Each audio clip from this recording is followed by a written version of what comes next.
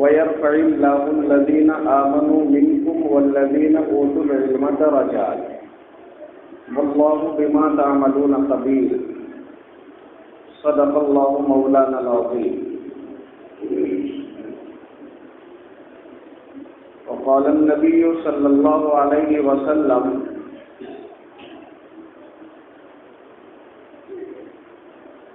حامل القرآن حامل لواء الإسلام او كما قال علیہ الصلوۃ والسلام.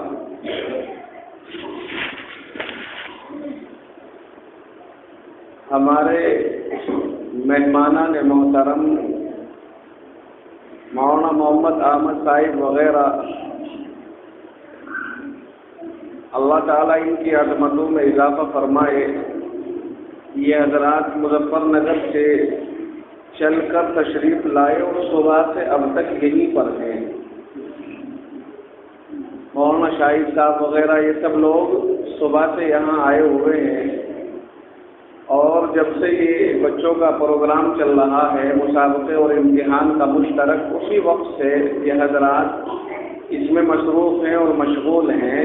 اور یہ امام ہیں، مسجدوں کے امام ہیں، اپنی اپنی ذمہ داریوں پر ہیں. اور آپ جانتے ہیں ائمہ حضرات جو ہوتے ہیں وہ بہت سے لوگوں کے محکوم ہوتے ہیں. اصل تو یہ ہے کہ امام اسے کہتے ہیں کہ جو سب سے بڑا ہو. امام کے معنی پیشوا اور مقتدا، اور ایک ہے مقتدی. مقتدی وہ ہے جو اس کے ماتحت ہو، لیکن اب ہو گیا الٹا.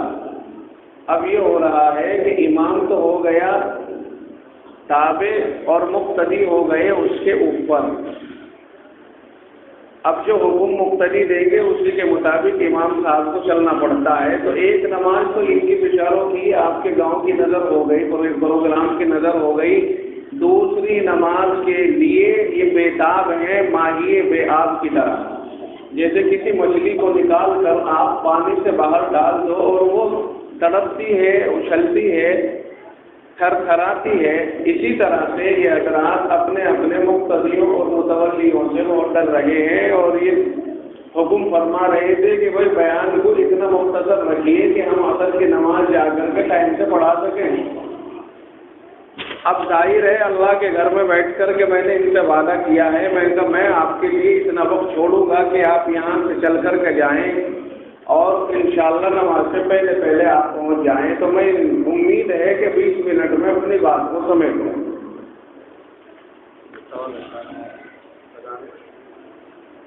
اب معتمیم صاحب چاہیں گے کہ نماز یہاں کی معتبر ہو، اور مولانا شاہد صاحب اور مولوی احمد چاہیں گے کہ نماز مظفر نگر کی معتبر ہو. اب گاؤں معتبر ہے کہ ضلع؟ بھائی گاؤں ضلع کے ماتحت ہوتا ہے نا. اب یہ بتاؤ ضلع کی چلے گی یا گاؤں کی چلے گی؟ ضلع کی چلے گی نا. اس لیے ہم سمجھتے ہیں کہ ہم بھی اپنے حاکموں کے ماتحت ہیں. ہم تو ان کو ڈی ایم مانتے ہیں اپنے. ظاہر ہے ایک ضلع کا امام ہے، ایک گاؤں کا امام ہے. جو ضلع میں رہتا ہے ادھیکاری اس کو ڈی ایم کہتے ہیں، جو گاؤں میں رہتا ہے وہ پردھان کہلاتا ہے. تو یہ حضرات ڈی ایم امام ہیں، اور ہمارے مولانا عبدالقیوم صاحب پردھان امام ہیں. اب ایک ہے پردھان منتری، ایک ہے پردھان سنتری. اب یہ دیکھا جائے کہ کون سے کہلائیں، اللہ بہتر جانے. قرآن حکیم کی نسبت پر یہ پروگرام چلا. آپ حضرات نے سنا، یہ بہت چھوٹی سی بچی تھی بیچاری، کھانا کھا کے آئی، ٹھنڈا پانی اس کی امی نے اس کو پلایا تو آواز تھوڑی سی بیٹھ گئی. آپ حضرات نے اس بچی کے پڑھنے کا جو انداز سنا، مجھے ایسا لگ رہا تھا کہ یہ بچی ایک پتلا بیٹھی ہوئی ہے، آواز کہیں اور سے نکل رہی ہے. اتنی بلند آواز، اتنی چھوٹی سی بچی. میرے خیال سے ابھی تو اس کی ولادت میں جس نے کام کیا ہوگا اس کا خطرہ بھی کچھ باقی ہوگا، وہ بھی نہیں اترا ہوگا. اور یہ بچی اس سے آگے نکل کر کے قرآن کریم اتنا اچھا پڑھنے لگی.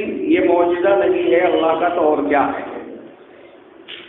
اللہ تعالیٰ نے ابھی حضرت والا نے جو فرمایا تھا کہ اللہ تعالیٰ حفاظت کرنے کا خود وعدہ فرما رہا ہے، یہی تو ہے اللہ کا وعدہ جو ان بچوں کی شکل میں پورا ہو رہا ہے.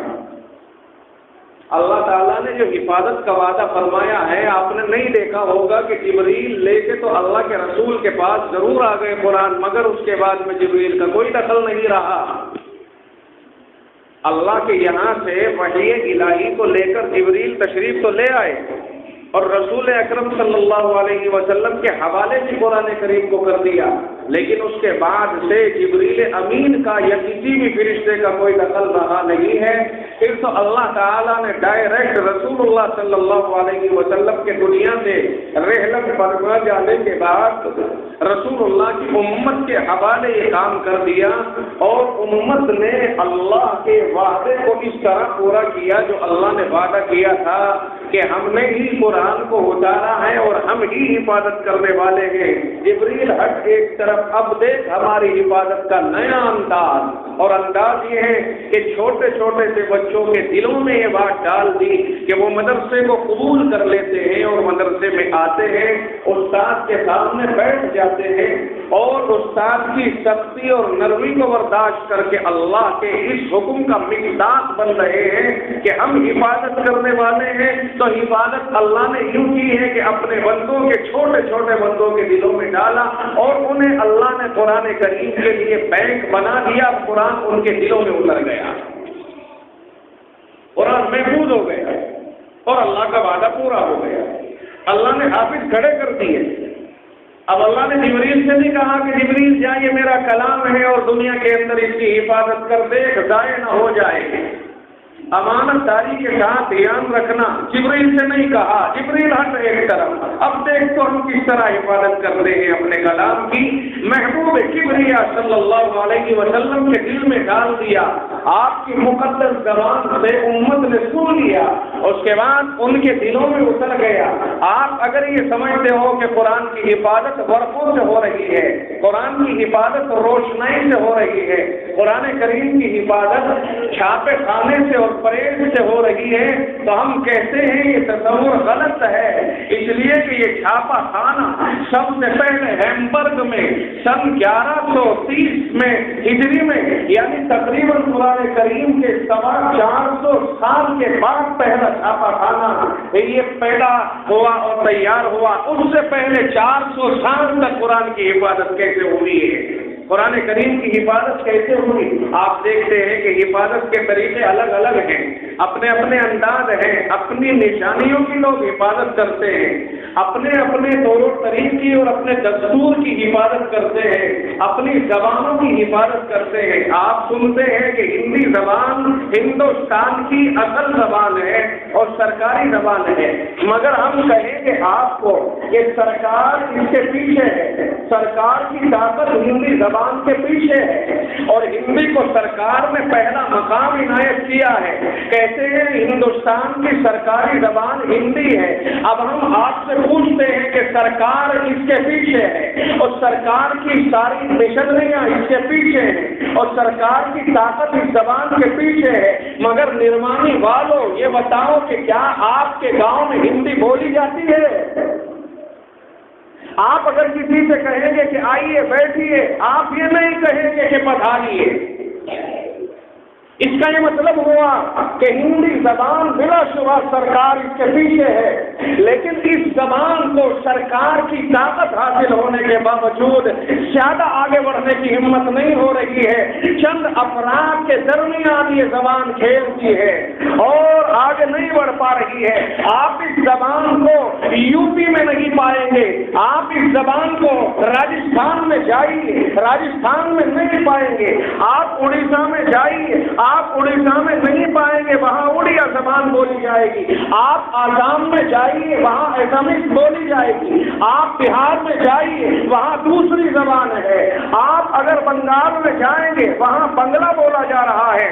آپ منی پور میں جائیے، وہاں منی پور بولی جا رہی ہے۔ تمل میں جائیے، وہاں تمل بولی جا رہی ہے۔ مگر کیا وجہ ہے؟ کوئی زبان ہندی باقاعدہ جس کے پیچھے سرکار کی طاقت ہے اور وہ آگے بڑھنے میں ناکام ہے، نہیں بڑھ رہی ہے، پھر آپ آگے بڑھیے، جاؤ مکہ مکرمہ میں جاؤ، 1400 سال پہلے عربی زبان میں ایک دستور نازل ہوا تھا جسے رب نے قرآن کا درجہ دیا ہے، قرآن کریم رسول اللہ پہ نازل ہوا تھا، زبان عربی ہے، نزول کی زبان عربی ہے، اللہ نے عربی زبان میں نازل کیا ہے، وہ آپ کی زبان نہیں ہے، وہ امریکیوں کی زبان نہیں ہے، وہ بنگلہ دیشیوں کی زبان نہیں ہے، وہ اردو بولنے والوں کی زبان نہیں ہے، مگر چلتی ہے مکہ مکرمہ سے مدینہ طیبہ کے راستے سے کوفہ اور بغداد جاتی ہے، پھر شام آتی ہے، پھر مدین جاتی ہے، پھر مصر آتی ہے، اور ان شہروں میں اور ان علاقوں میں ہوتے ہوئے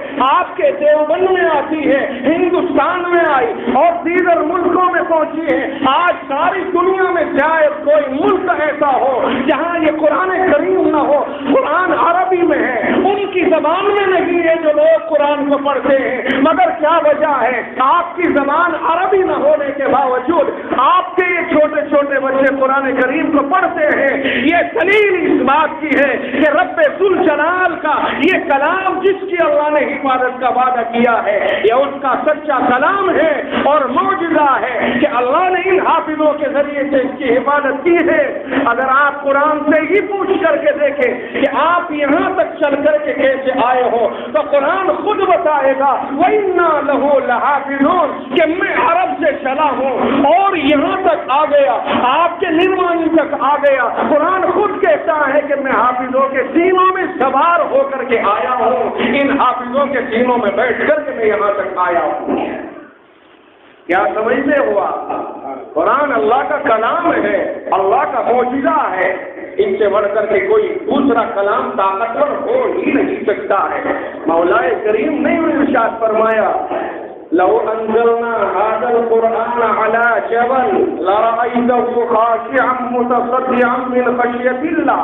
اللہ کہتا ہے اگر ہم اس قرآن کریم کو پہاڑ کے اوپر اتار دیتے، آپ انسان ہیں، رب نے آپ کو دیا قرآن کریم رسول اللہ کے واسطے سے، آپ نے اٹھا دیا قرآن کریم کا تحمل کیا رسول اللہ کے واسطے سے، اور رسول اللہ نے تحمل کیا ہے ان آپریشنوں کے واسطے سے جو رب نے 4 مرتبہ آپ کے آپریشن کرائے ہیں۔ محبوب کبریا کا آپریشن ہوتا ہے، حلیمہ سعدیہ رضی اللہ تعالیٰ عنہ کے مقام پر جب آپ ابھی دودھ پی رہے ہیں کہ جس وقت میں آپ نے سنا کہ حلیمہ کی بیٹی دوڑ کر کے اپنے گھر آئی اور یوں کہا کہ ہمارے قریشی بھائی کو 2 آدمی آئے اور انہوں نے پکڑ کر کے لٹا دیا اور اس کے سینے کو چھری سے کاٹ کر کے اور اسے قتل کر دیا۔ وہی ماں ہے جو گھر سے بھاگتی ہے دوڑتی ہوئی اور جا کے دیکھا کہ محمد رسول اللہ صلی اللہ علیہ وسلم سہمے ہوئے کھڑے،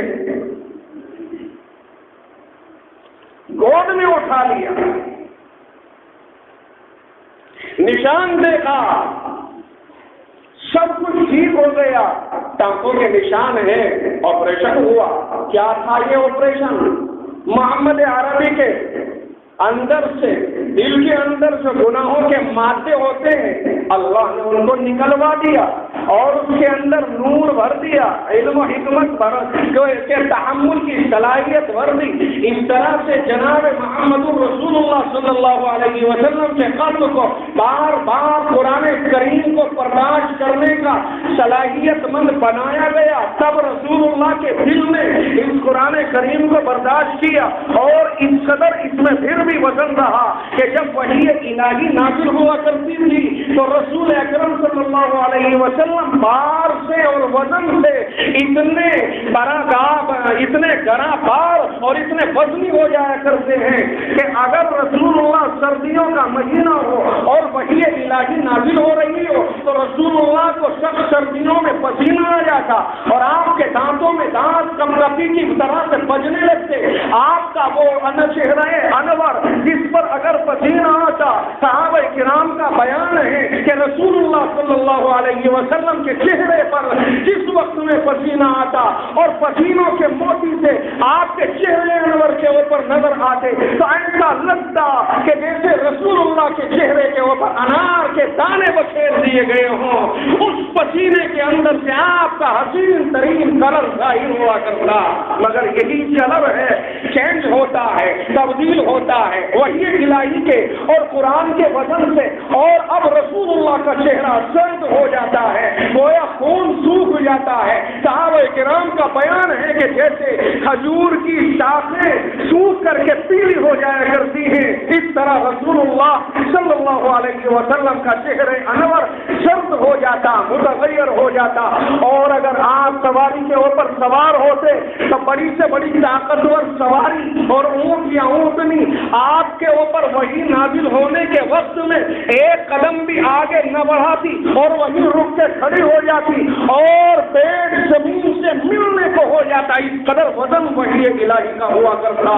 ہاں، اللہ کے رسول کا آپریشن بھی ہو گیا، آپ کو صلاحیت مند بھی بنا دیا گیا، مگر پھر بھی اس کے اندر اتنا وزن رہا، رسول اللہ نے اس کا وزن اٹھایا اور امت کے لیے اللہ نے اس کو ہلکا کر دیا۔ آج آپ کے اوپر کوئی ظاہری وزن نہیں ہے، ہم افسوس کے ساتھ یہ کہتے ہیں اور یہ کہنا پڑتا ہے کہ جس رب نے قرآن کو نازل کیا اور اپنی زبان ہے رب کی، اللہ کا کلام ہے، رب نے بولا ہے، رب کی زبان ہے، رب کا قانون ہے، جس رب نے اس قرآن کو دنیا میں اتارا اور یوں کہا کہ اگر ہم اسے پہاڑوں کے اوپر نازل کر دیتے اور ان میں سمجھ بوجھ کا مادہ رکھ دیتے تو یاد رکھیے، یوں دیکھو، لرأیتہ خاشعا متصدعا، لرأیتہ خاشعا متصدعا من خشیۃ اللہ۔ رب کا خوف اس قدر پہاڑوں کے اوپر طاری ہوتا کہ تو ان کو دیکھتا کہ اللہ کے خوف سے وہ جھک گئے ہیں اور ریزہ ریزہ اور ٹکڑے ٹکڑے ہو گئے ہیں۔ پہاڑ اس قرآن کے وزن کو برداشت نہ کر پاتا۔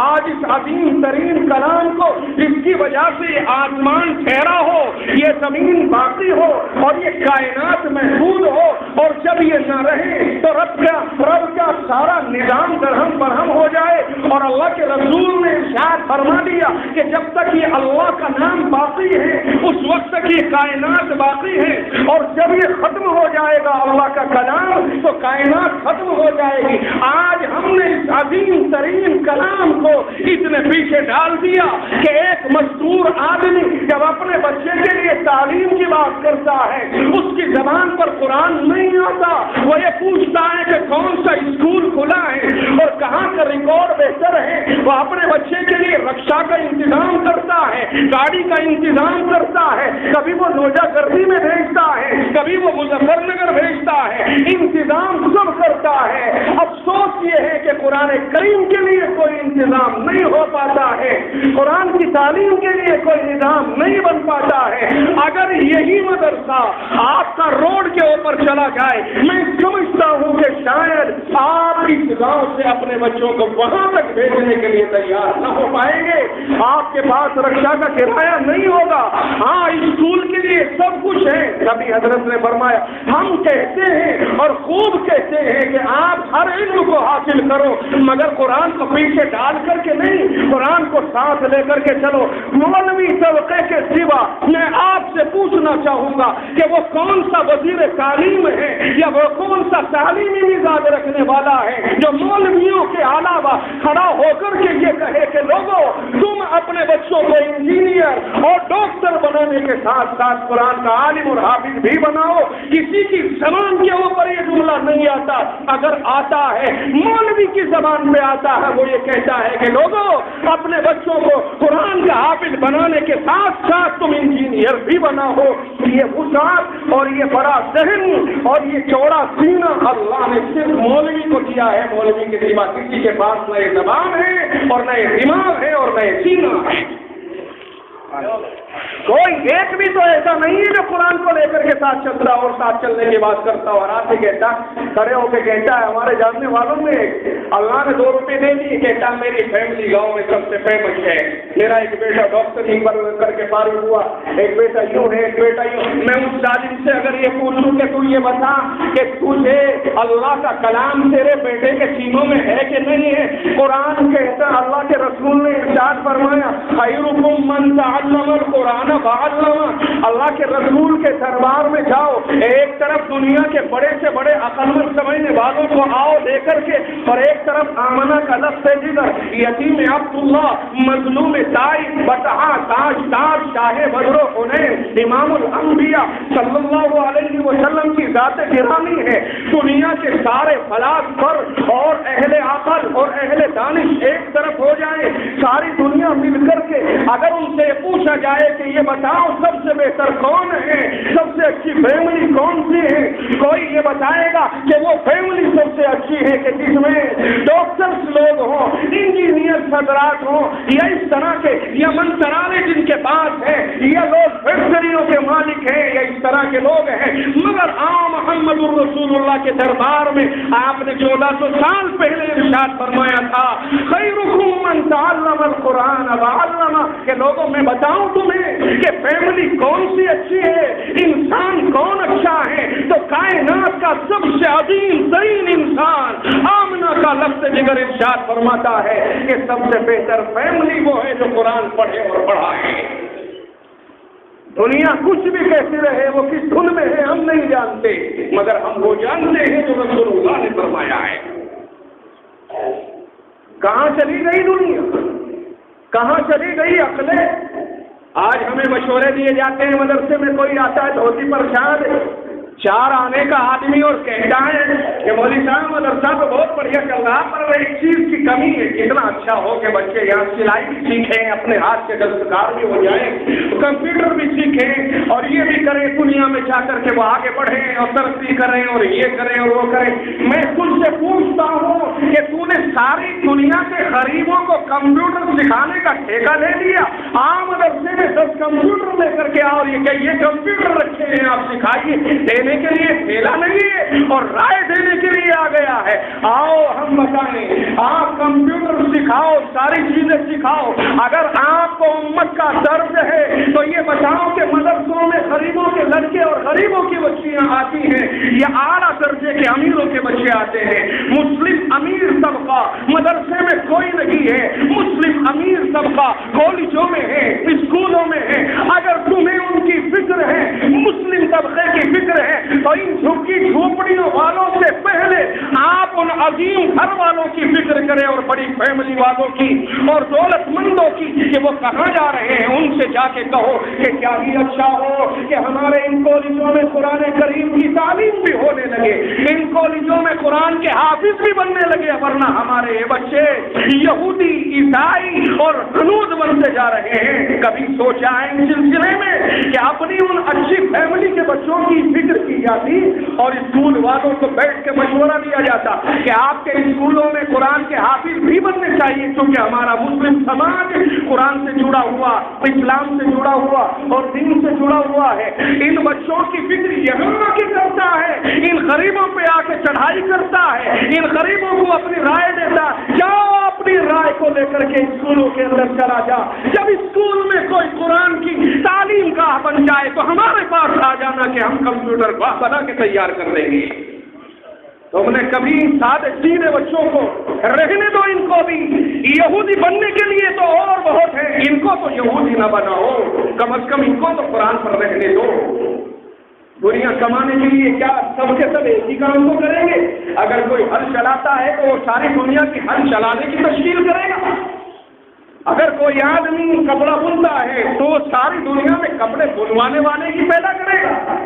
جاؤ کالجوں میں جا کر کے مشورہ دو اور ان سے کہو کہ ہمارے بڑے بچے اور جوان بچے پوچھنا ذرا ان سے، کالجوں میں پڑھنے والے، بی اے اور ایم اے کرنے والے، ارے چوتھا کلمہ سناؤ، میں کہوں ایمان مجمل اور ایمان مفصل سناؤ، آؤ نماز پڑھنے کے لیے کن شرطوں کی اجازت ضرورت ہے، آؤ نماز کتنی قرات سے کافی ہو جاتی ہے، اور ما تجوز بھی صلاۃ قرات جس کو کہتے ہیں، آؤ ابھی رمضان دیکھنا، اٹھ کے کھاتا ہوا کون ملے گا؟ یہ بی اے کا طالب علم ملے گا، جانور پن کرتا ہوا، کوئی مولوی اور عالم نہیں ملے گا، کوئی حافظ نہیں ملے گا۔ بدماشیاں پھیلوا رہے ہو اور دنیا میں انار کی پھیلوا رہے ہو، یہ بدماشیاں چھوڑ دو اور اسلام کے اوپر آ جاؤ، اللہ کے دین کے اوپر آ جاؤ۔ آخر کب تک یہ دنیا شیطان کی آمادگاہ بنی رہے گی. سبق حاصل کرو ان چھوٹے چھوٹے بچوں سے جنہوں نے آج یہ کتنے بچے ہیں ذرا لائیو کوئی ایک کورس کی کتاب آپ سے سنا کر کے مجھے دکھائے 30 پاروں کا اتنا موٹا اللہ کا کلام. 2 بچے کہتے ہیں کہ صبح سے لے کے شام تک پورا کر دیا. آؤ ان کے مقابلے میں آؤ ان کا مقابلہ کرنے کے لیے کوئی آئے. اللہ ہمیں محفوظ فرمائے اور ان کے توسط سے ہماری اس آبادی کی مغفرت فرمائے اور اس مدرسے کو اللہ دین دنیا